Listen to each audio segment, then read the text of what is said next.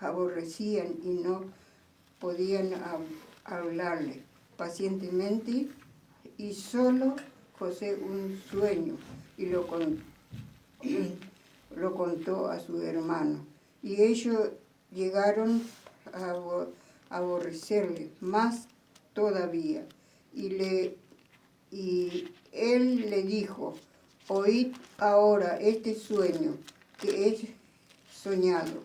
He aquí que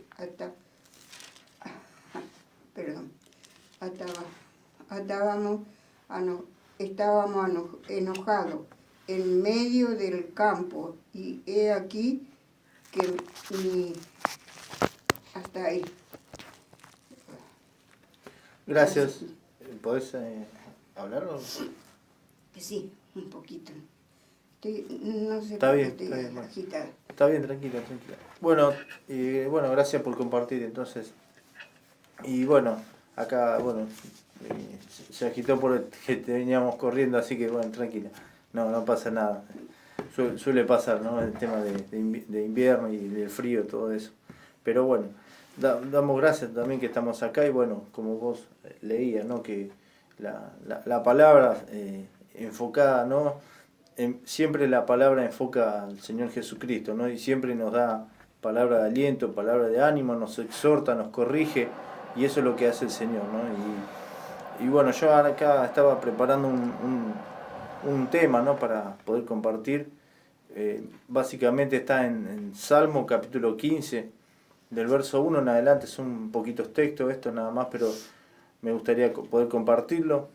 Y esto dice: Señor, ¿quién puede adorar en tu santuario? ¿Quién puede entrar en tu presencia, en tu monte santo?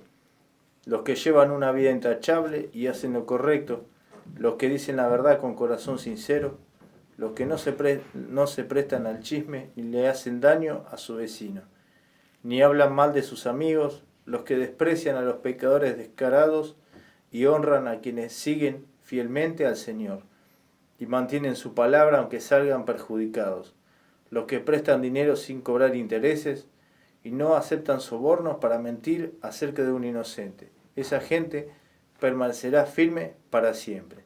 Bueno, hasta ahí dice la palabra, ese Salmo 15, que es cortito, pero hay mucho que nos quiere enseñar el Señor, y espero que esta palabra le sea de bendición, qué es lo que nos puede enseñar y qué es lo que nos quiere mostrar el Señor sobre esto que nos dice, ¿no? Cuando dice, le pregunta, ¿no?, el salmista, dice: Señor, ¿quién puede adorar en tu santuario? ¿Quién puede entrar en tu presencia, en tu monte santo? Dice la palabra que en el Antiguo Testamento se regía el pueblo, ¿no? Que había un templo, un tabernáculo, que se dividía en dos partes: un lugar santísimo y un lugar santo. Y un sacerdote una vez al año se tenía que preparar purificado durante todo ese año para que no se lo encuentre en pecado, para que pueda entrar en la misma presencia del Señor, ¿no? Y por eso dice: ¿quién puede entrar en tu santuario? Y esto es lo que hacía el sacerdote, ¿no? Se preparaba todo el año para poder entrar. Y cuando vino Cristo, eso cambió, porque ese sacerdocio que hacía el sacerdote en el Antiguo Testamento fue trasladado a Jesucristo. Y dice la palabra, y les quería compartir acá que lo explica mejor la palabra, ¿no? No hace falta mucho que yo hable, simplemente mostrarles la misma palabra, que es lo que yo estoy diciendo, ¿no? Que ese sacerdocio que hacía un hombre que pasó a Jesucristo, ¿no? Y por medio de él tenemos un lugar abierto, ¿no?, para poder acercarnos a él. Y eso es a través del sacrificio de Cristo, ¿no? Porque Cristo pagó por nuestras maldades en la cruz y nos abre el camino para poder entrar a la presencia del Señor. Dice en Hebreos 10, del verso 12, dice: pero nuestro sumo sacerdote se ofreció a sí mismo a Dios como un solo sacrificio por los pecados, válido para siempre. Luego se sentó en el lugar de honor a la derecha de Dios. Allí espera hasta que sus enemigos sean humillados y puestos por debajo de sus pies. Pues mediante esa única ofrenda, Él perfeccionó para siempre a los que está haciendo santos. Y el Espíritu Santo también da testimonio de que es verdad, pues dice, este es el nuevo pacto que haré con mi pueblo en aquel día, dice el Señor. Pondré mis leyes en su corazón y las escribiré en su mente.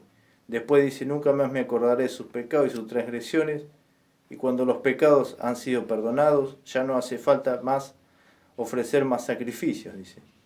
Y bueno, después continúa unos textos más que dice, así que amados hermanos, podemos entrar con valentía en el lugar santísimo del cielo por causa de la sangre de Jesús. Por su muerte, Jesús abrió un nuevo camino, un camino que da vida a través de la cortina al lugar santísimo, dice, ya que tenemos un gran sumo sacerdote que gobierna la casa de Dios. Bueno, hasta ahí la porción de la palabra. Y esto es lo que nos enseña el Señor. Yo estaba leyendo esto y cómo nos revela el Señor cuando pregunta, ¿quién puede entrar en tu presencia, en tu monte santo? Y esto era imposible prácticamente en el Antiguo Testamento con el pueblo, porque todos, dice la palabra, por cuanto todos pecaron y están destituidos de la gloria de Dios, y Jesucristo toma el lugar de nosotros al morir por nosotros para que justamente no nos perdamos, sino que podamos creerle a Él y poder tener esa vida eterna que Él promete y poder acercarnos sin temor a Dios por medio de Jesucristo, ¿no? Y esto es lo que hace el Señor, que se acerquen confiadamente en el lugar santísimo, dice acá, porque Él abrió ese camino para que nosotros podamos acercarnos a Dios de esa manera, ¿no? Y por eso era necesario el derramamiento de sangre para que pueda purificarnos y limpiarnos, y esa es la gran misericordia que muestra en la cruz del Calvario, ¿no, Francisca? Así es. Él nos amó tanto, tanto, tanto, que nos limpió de todos nuestros pecados. Y Él amó tanto y amaba a Israel, acá que leí un poquito y así un poquito que leí muy cansada, parece que estuve. Que dice así, amaba a Israel, a José, más que todos sus hijos, porque lo había tenido en su vejez. Acá nos está diciendo Israel, el papá, que después de vejez de él, tuvo a José, y sus hermanos lo aborrecían a él, porque a él todo lo que podía darle, el estudio que él tenía era viniendo de nuestro Señor Jesucristo. Por eso le aborrecían sus hermanos. Un día fueron a donde tenían que ir y él quería contar su sueño. José quería contar el sueño que tenía. Y todos se reían de él, se reían porque los otros hermanos le decían cómo estaba soñando o estaba corriendo. Hasta ahí le cuento lo que dijo nuestro Señor Jesucristo. Amén. Gracias. Y bueno, José es la imagen, ¿no?, de antes de Cristo, ¿no? Porque él fue obediente a pesar de los sufrimientos, y Cristo hizo lo mismo, ¿no? Fue obediente a pesar de los sufrimientos y a pesar de lo que sabía que iba a pasar que en la cruz, ¿no? Y él fue obediente. José fue una evidencia viva de lo que es la fe, ¿no? De siendo un ser humano. Cristo era 100% hombre y 100% Dios, y ese es el gran misterio que lo revela en Cristo, ¿no? A pesar que, José era simplemente un ser humano, pero por la fe uno puede obedecer a Dios con la ayuda de Él mismo, ¿no? Cuando nos vamos a Él, nos rendimos a Él y le buscamos a Él. Por eso yo estaba leyendo, ¿quién puede entrar en tu presencia, en tu monte santo? Dice.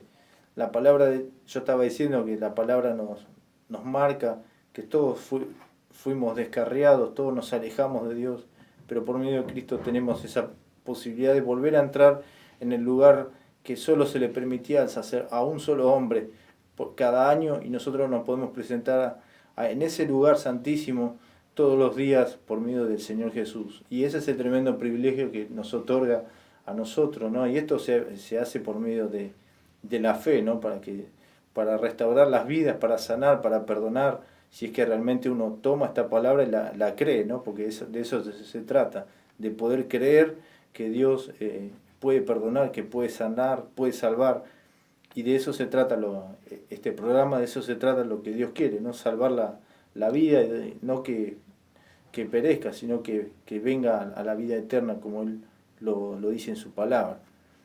Y dice, en otros textos, dice la misma palabra comparado con este verso que estoy leyendo, ¿no? Dice en 2 de Corintios, capítulo 5, del verso 21, dice, al que no conoció pecado por nosotros lo hizo pecado, dice la palabra. ¿Qué quiere decir esto? Que nosotros al estar alejados de Dios no teníamos forma de llegar a Dios, ya los sacrificios no servían, los sacrificios de los animalitos ya no servían como lo hacían en el Antiguo Testamento, porque el pecado no se quitaba y lo único que quedaba era el castigo, pero Dios en su gran misericordia, dice la palabra, mas Dios muestra su amor para con nosotros, en que siendo aún pecadores, Cristo murió por nosotros. Él fue hecho pecado por causa nuestra para que nosotros no tengamos que sufrir ese castigo, sino podamos ser restaurados en Él, podamos acercarnos a Dios, y eso es lo que Dios quiso, ¿no? De hecho, toda la palabra es lo que Dios quiere para con la humanidad, que la restauración de la comunión, como hablaba Adán y Eva antes de la caída, ¿no? Que podamos hablar, que podamos tener comunión con Él, si es que realmente le creemos, por más que no podamos verlo, sabemos que es real cuando nos acercamos a Él y Él se manifiesta en las cosas visibles, ¿no? Y dice, los que llevan una vida intachable y hacen lo correcto, los que dicen la verdad con corazón sincero. Esto es la forma, ¿no?, de cómo uno tiene que vivir a partir de cuando tiene comunión con Dios, y Él nos enseña a vivir esto, ¿no? A los que llevan una vida intachable y hacen lo correcto, los que no se manchan, no se meten en el pecado más porque saben que